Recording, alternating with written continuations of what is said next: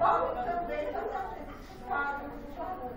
Então, os alunos, os mais velhos, os pequenos da educação infantil, vai fazer esse exercício. Isso aí é com 7, 8 anos, aí dá.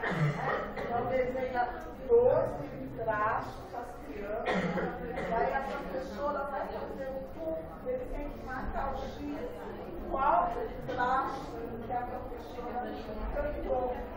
A nota o A, o O, né? Ou uma palavra